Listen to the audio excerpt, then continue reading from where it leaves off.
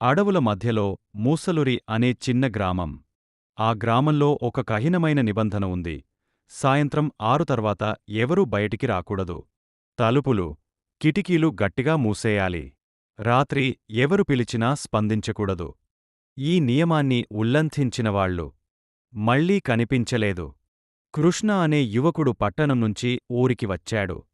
గ్రామ పెద్ద చెప్పాడు, బాబూ, సూర్యాస్తమయం అయ్యేలోపు ఇంట్లోకి వెళ్ళిపో. కృష్ణ నవ్వాడు. ఇవి పాత నమ్మకాలు అన్నాడు. సాయంత్రం 6 అయింది. ఒక్కసారిగా గాలి ఆగపోయింది. కాకులు కూడా ఎగరలేదు. కృష్ణ ఒక్కడే రోడ్డుపై ఉన్నాడు. అప్పుడే పొలాల్లోనుంచి కాళ్లను లాగుతున్న శబ్దం. చూసేసరికి ఏమీ లేదు. రాత్రి 8 గంటలు అయ్యింది. కృష్ణ ఇంట్లో ఒక్కడే ఉన్నాడు. బయటనుంచి వృద్ధ మహిళ గొంతు, బాబూ, నీళ్ళివ్వు. తలుపు దగ్గరికి వెళ్లాడు.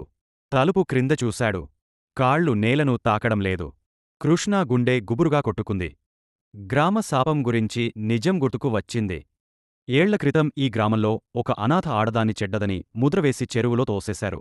చావు ముందు ఆమె చెప్పింది, ఈ ఊరు నాకు నిద్ర ఇవ్వలేదు. ఇకమీదట రాత్రి మీ ఊరికి నిద్ర ఉండదు. ఆ రోజునుంచి రాత్రి పడితే ఆమె తిరుగుతుంది. 3 గంటలకు చెరువు వద్ద ఆమె నిలబడి ఉంది. తెల్ల చీర, జుట్టు ముఖాన్ని కప్పేసింది. ఆమె కళ్ళు పైకెత్తింది. అవి కృష్ణాను చూస్తున్నాయి. నువ్వు నా మాట వినలేదు అని నవ్వింది. ఉదయం సూర్యోదయం అయింది. గ్రామం మామూలుగా ఉంది. కాని కృష్ణ ఇల్లు ఖాళీ. తలుపుమీద నీళ్లతో రాసినట్టు ఉంది, రాత్రి మా సమయం అని. ఈ రోజుకి మూసలూరి గ్రామంలో సూర్యాస్తమయం కాగానే ఇళ్లు మూసేస్తారు.